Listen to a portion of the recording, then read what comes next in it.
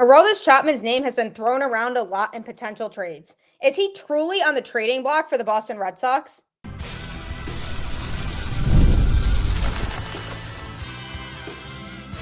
You are Locked On Red Sox, your daily Boston Red Sox podcast. Part of the Locked On Podcast Network, your team every day.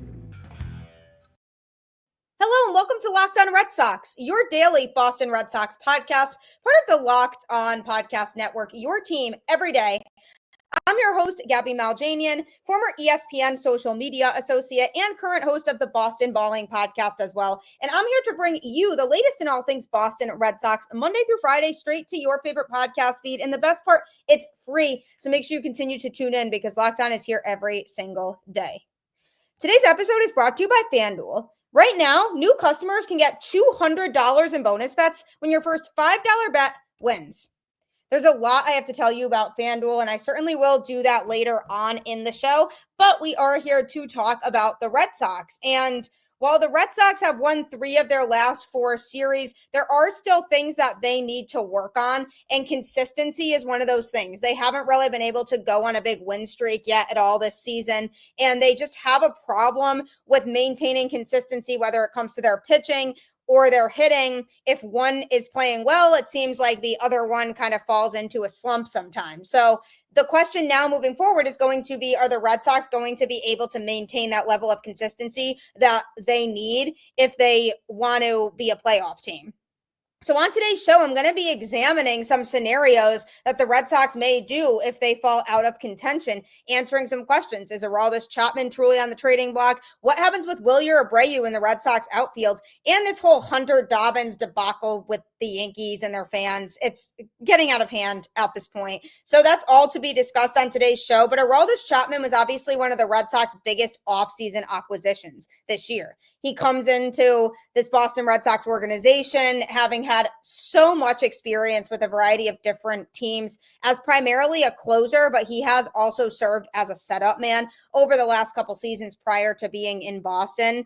And the Red Sox decided during spring training that he was going to be the guy who was primarily going to serve as the closer. And there was skepticism at first over that, just because of the fact that it had been a bit since he had been closing games. He's also obviously on the older side, so people weren't really sure how he was going to be able to step up and perform in that closing role again. So the Red Sox bring him in, and he has been really dominant with this Boston Red Sox team. And when you look at other teams that don't have closers that have been as sharp as he has, it really grows your sense of appreciation for him in what he has been doing. He's 37 years old, and he has been truly one of the most effective relievers this season, posting a 1.65 ERA across 30 appearances with 37 strikeouts across 21 and a third innings. He's currently signed to a 1-year, $10.75 million deal with the Red Sox, and he does have the characteristics of a low-risk, high-reward acquisition for contenders in need of a left-handed power arm. So this is where things become interesting, because obviously he has been super reliable for this Boston Red Sox team. And if they want to make a playoff run, they are going to need him. You want that veteran on the team who knows what it's like to win and has had a plethora of experience being a lockdown pitcher in a variety of high leverage situations for more than one team. So if the Red Sox end up being a team that's in playoff contention, they are going to want to have him, because you don't want to experiment with a new closer in the last couple months of the season if you are potentially a playoff team. However, you look at the flip side of that and you say, okay, if the Red Sox are not in contention, so over this next month plus until the trade deadline hits, if the Red Sox are still super inconsistent, they're still well under 500, and they're seemingly not heading in a positive direction, then perhaps they do consider trading Aroldis Chapman, because he's a guy who could get the Red Sox a good return. He is a player who could be a really good rental for a team that maybe is looking to bolster the back half of their bullpen and make a playoff run. Whereas with the Red Sox, if they are not in playoff contention, it would be foolish to keep him around, because what purpose would he serve with the Boston Red Sox team that's not making the playoffs? So they can look into discussing trade options with a variety of different teams if they are falling out of contention, because they can probably get a good package in return for a guy like Chapman. And the goal for the Red Sox moving forward would be, if they were to make a trade that involved Chapman, they would probably look for some young, talented starting pitching in return that they have years of control with, that they could keep in the organization and develop. That at least should be the goal, is try to get those types of players in return, because they already have an overflow of players in the infield and the outfield right now. So those aren't necessarily the areas of need that they need to look into. And even the first base situation is questionable. Obviously, they're assuming that Tristan Casas is going to come back next year. But if they are focused more on the future, then they have to evaluate, are we comfortable enough with where Tristan Casas is at to where we trust that he is going to be our first baseman of the future? So that's another question that's going to need answering in this whole situation, where the Red Sox are trying to figure out what to do. And the reason I think that they haven't made any drastic trades yet is because they really are still holding out hope that they are going to figure things out. They're only 2 games under 500 right now, which, considering the fact that they were 5 games under 500 very recently, is not bad. And it truly does show that maybe they are starting to figure things out and they're starting to turn it around a little bit. And obviously that's something that we as Red Sox fans have been waiting for all season long so far. And because it's June, it's not early, but it's not late. It's right at that point where the Red Sox still have time to figure things out, but not an insane amount of time. It's not like they're the Colorado Rockies right now, who are basically already eliminated from playoff contention. So there is still time for the Red Sox to figure things out, but look for Aroldis Chapman to be a primary name that's brought up in trade discussions if this team decides that they have to be sellers, because of the fact that he has been unbelievable reliable for the Red Sox this year. And rumor has it the Cubs are a team that have expressed some interest in Chapman and could be a fit. He was part of that Cubs 2016 World Series team, and his addition to the back end of the bullpen would be something that the Cubs would for sure welcome. His 11 saves and 37 strikeouts across 27 and a third innings pitched is very eye-opening for somebody his age, and he would give the Cubs a much-needed high-velocity left-handed pitcher in the bullpen. And the high-velocity thing is really important because he still can hit 103 miles an hour, and he's done it in games this season. His fastball still goes about 100/101 on a regular basis. And that's crazy to think about for a guy his age, but he has a track record of a ton of success, and he realistically is one of the most attractive bullpen arms that would be available if the Red Sox end up going that route. But like I said, the Red Sox still do have time to correct things and make a run. And if they are in playoff contention at the deadline, or if they're maybe 1 or 2 games out of the wild card, then I would not want them to sell. I would want them to add to the team and help get them over that hump, as opposed to being 2 games back in the wild card and not really going all in on buying. So I'm definitely retaining Chapman if I'm in wild card contention, but I truly think it's going to come down to where the Red Sox are at as the trade deadline approaches. If it's really bad, then they'll definitely be welcome to calls about him, and they'll be receptive towards that type of situation and receptive towards listening to offers. So we'll have to see what happens with that, but it is all based on how the Red Sox are doing at that point in the season. And coming up, I'm talking about another player that could be moved. Is it possible that we don't see Wilyer Abreu in a Red Sox uniform in the last couple months of the season? I know coffee is a lifesaver for so many people. It gets people through their day every day, and people literally can't survive without it. And if it's that essential to you, don't settle for anything less than amazing. That's where Trade Coffee comes in. What I love about Trade Coffee is that it's the #1 coffee destination in the US. But on top of that, you can take a quiz where they can match you with the right bag of coffee that meets your needs. So that way, then you're feeling like you're getting the most out of it and it's giving you exactly what you need on a regular basis. Not a lot of companies offer that. Right now, Trade is exclusively offering our customers 50% off your 1-month trial at drinktrade.com/lockedonmlb. That's TRADE.com/lockedonmlb for 50% off your 1-month trial. Drinktrade.com/lockedonmlb. That's Trade Coffee, and you won't be disappointed with it.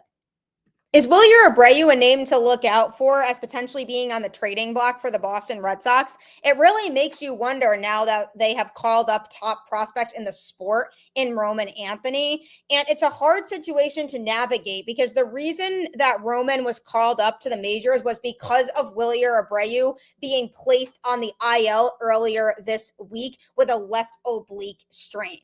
And that type of injury is always challenging because it's hard to know how much time you're actually going to need to recover from it. So at first, the Red Sox were hoping for only a couple days, but then they realized he's going to need a little bit more time than that to recover from this injury. So then they had to come up with a way to still have their outfield depth intact. So they called up Roman Anthony. So they didn't directly say that Roman's here to stay, but it would be a really bad PR move if the Red Sox were to say, oh, I know he's the top prospect in the sport. I know you all have been begging for him to get called up. But by the way, he's going up to the Boston Red Sox because we have an injury. And by the way, he's going back down to AAA because the injured player is now back up. That would just not be a good look at all, and it would really turn people off from the Red Sox, I think. And I think the Red Sox as an organization know this.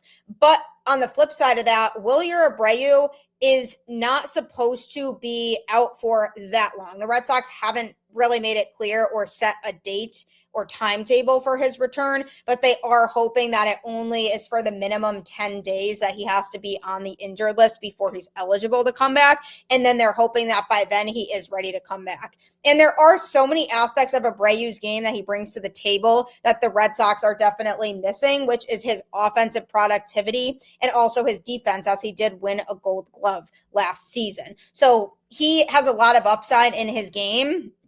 And obviously he does go through hot streaks and cold streaks, but overall right now he's slashing a batting average of 245 on the season with a 341 on base percentage and 471 slugging with 13 home runs and 6 defensive runs saved in right field.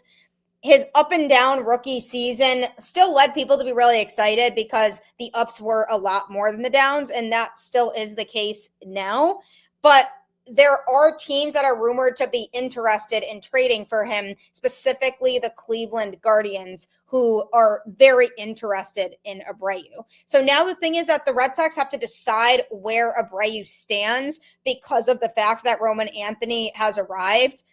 And that decision may change depending on how Roman does in right field over the next week, because it'd be really hard to justify saying Roman Anthony's going back down when Abreu comes back if he's playing really well. If he's struggling significantly, similar to how much Jackson Holliday struggled for the Orioles when he first got called up, they then sent him back down and then he came back up and now he's playing a lot better.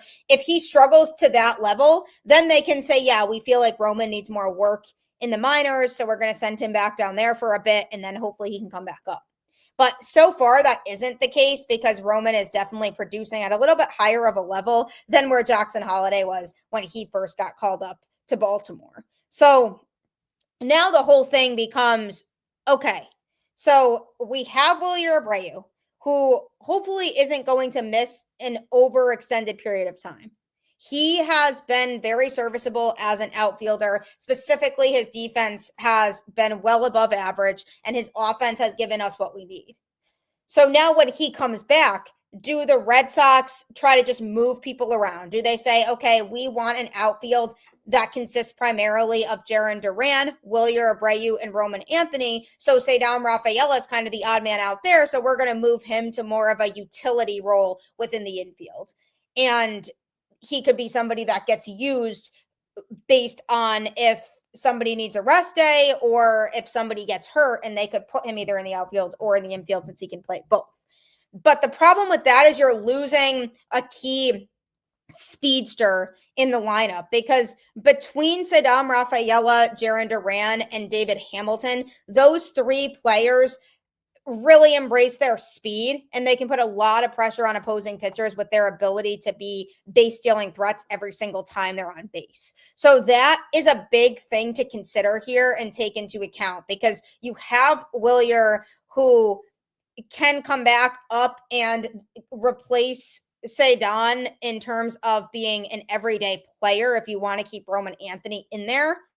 But Ceddanne, you are losing his speed and you're losing his exceptional defensive skills in the outfield, which the Red Sox have already made clear that they value a lot. And that's why they have said on multiple occasions that they want to keep Ceddanne in center field, because they really value and love his defense out there. So you have that scenario that you could explore, and they just have to be okay with Ceddanne not being in the lineup every day.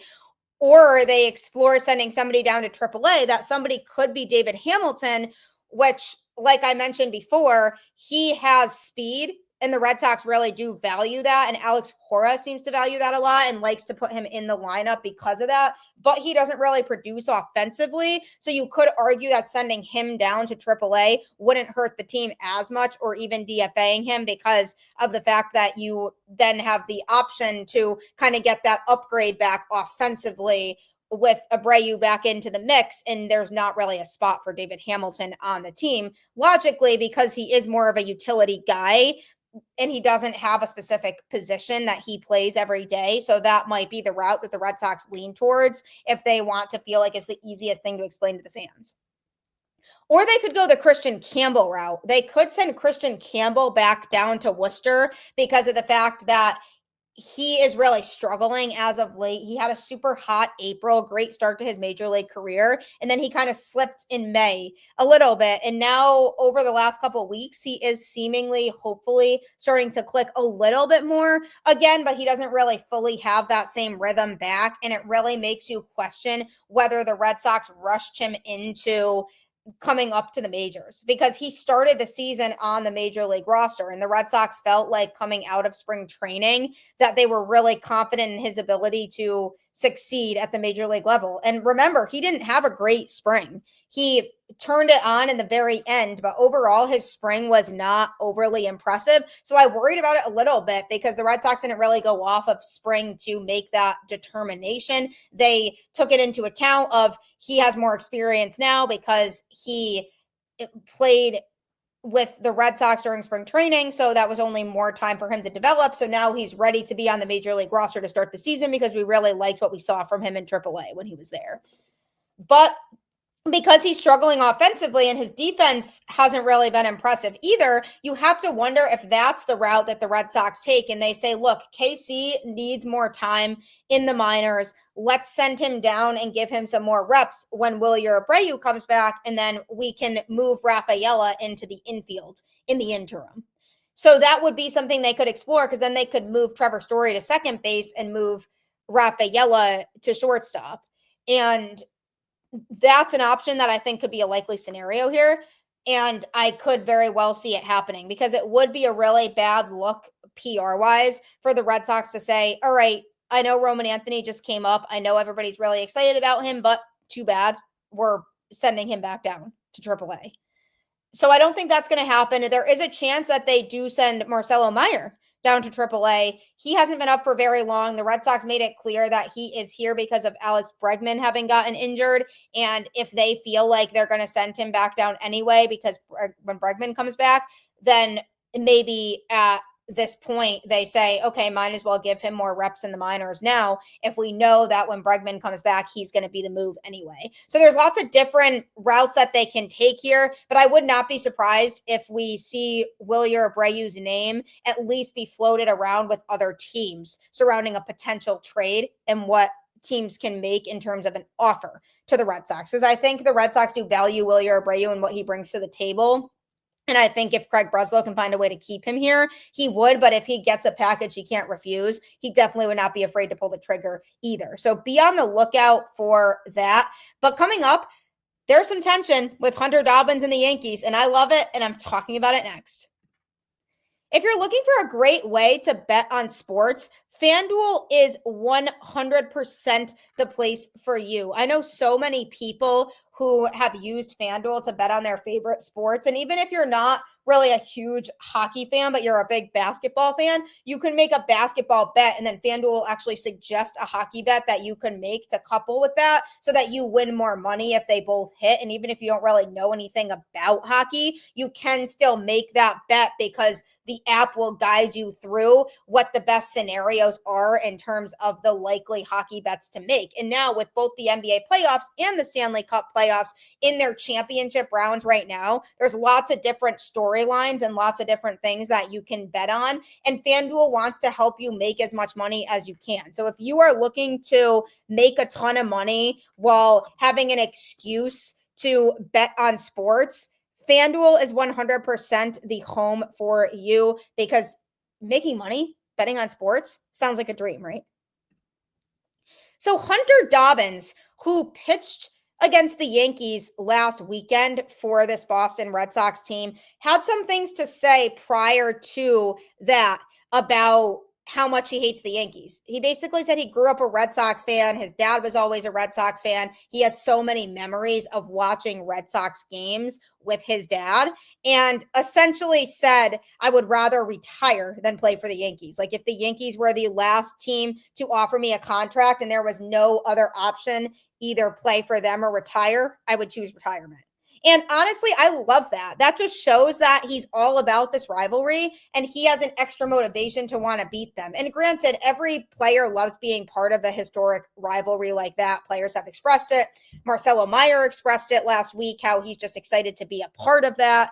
But for Hunter Dobbins, a guy who grew up a Red Sox fan, there's that added motivation of wanting to beat them. And the whole thing ended up getting blown kind of out of proportion by the Yankees media and by their fan base a lot, because people were basically saying, why would he say something like that? But he didn't say anything bad. He just said, I hate the Yankees. It's part of the rivalry. Okay, you hate the Yankees. Now go out there and beat them. And what did he do? He went out there and beat them on their turf at Yankee Stadium. So he was able to say something, but he backed it up. And that was the biggest key here, was that he backed it up. And I love the toughness that he shows and the maturity that he showed about the situation too, because he basically commented on it after and said, it's just a rivalry. We have fun with it, because he and Jazz Chisholm were going at it with each other on social media during this whole thing.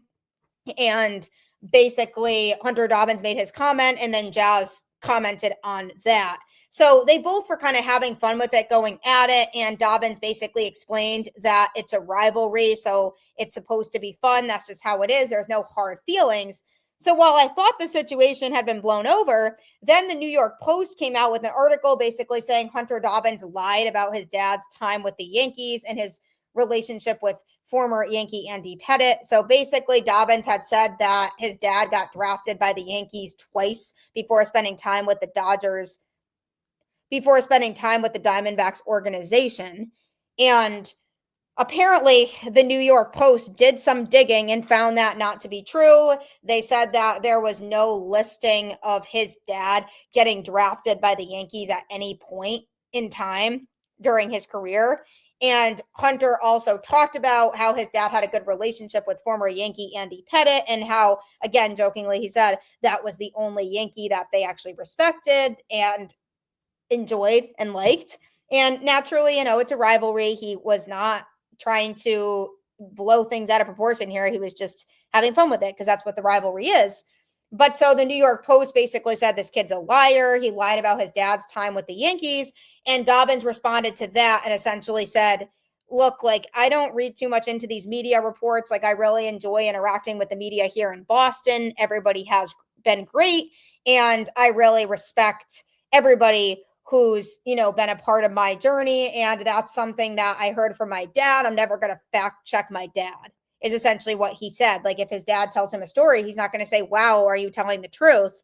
And that was kind of the point that he was making, was this is kind of a non-issue for me. And I'm not trying to make it this big thing. Like, I'm sure I'll catch up with my dad at some point. My focus right now is on playing baseball and on beating the Yankees again this weekend.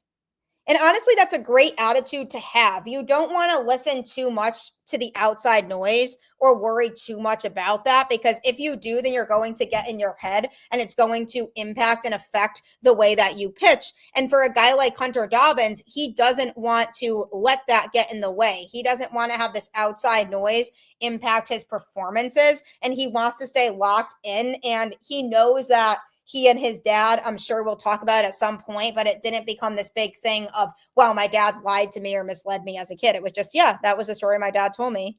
Sorry. What are you going to do? So that whole thing essentially was blown super out of proportion. There really is not a story there.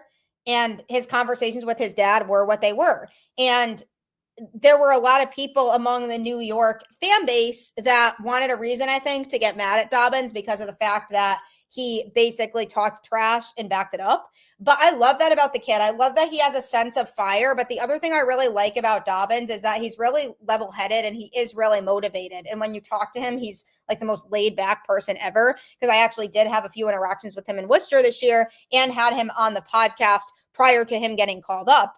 And he basically said, you know, I just take things day by day and I don't really worry about the little things. I just worry about what can Hunter Dobbins do to help his team win that day. And that's exactly the attitude that you want and need from somebody who's part of your organization that you hope to be part of the future of the starting rotation. And I actually spoke with Woo Sox manager Chad Tracy about him, as well as Woo Sox pitching coach Dan DeLucia, and both kind of talked about his work ethic and how the guy just works really hard.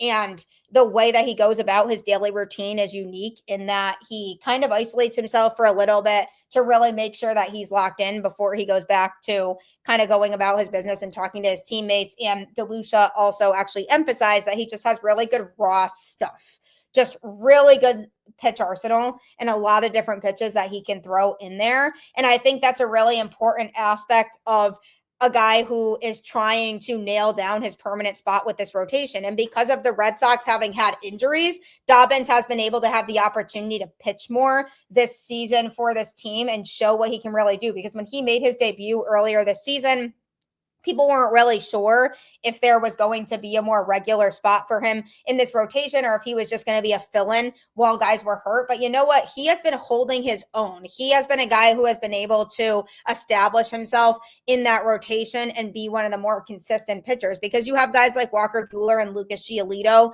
who kind of have been up and down. Giolito even more so will have a really good start and then a really rough one, then a really good start, then a really rough one. And it kind of goes like that in a pattern. And then you have Walker Buehler, who had a fantastic last start, but his start before that was an absolute mess. And yes, these guys are holding themselves accountable, which I think is super important. But in reality, at the end of the day, they're just not able to be as consistent. Whereas Dobbins, for the most part, has been consistent and hasn't had an insanely rough outing for this Red Sox team yet. He has a good head on his shoulders, and any comments that he made in regards to the rivalry is all in good fun. And he kind of made that clear in his interviews. Like, look, I'm not changing my mind. I still hate the Yankees, and I always will. I am a Red Sox fan who now plays for the Red Sox. What do you want me to do?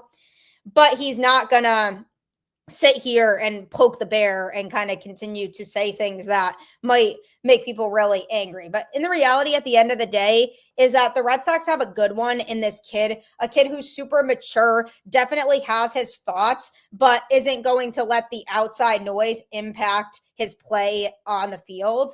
And I really like that. I think this kid is set up for a really bright future in Boston, and being part of the rivalry is certainly part of Major League Baseball. So many players wake up dreaming about playing on one side of the Red Sox-Yankees rivalry, it being the biggest and most historic rivalry in all of sports. And I don't blame him for expressing his opinion and saying, yeah, sorry, I'd rather retire than play for the Yanks. It just gives him that added motivation to beat them, which is why I'm hoping that he again can go out there this weekend and shove and beat them once again. I just felt like this was a lot more of a story than it really needed to be. It was just him expressing his thoughts on the fact that he doesn't like the Yankees. Nothing controversial was said. And this New York Post thing trying to make him out to be a liar, he genuinely was coming from a place of, that's bonding time I have with my dad. That's what he told me. Sorry if what you looked up doesn't say the same thing, essentially, in so many words.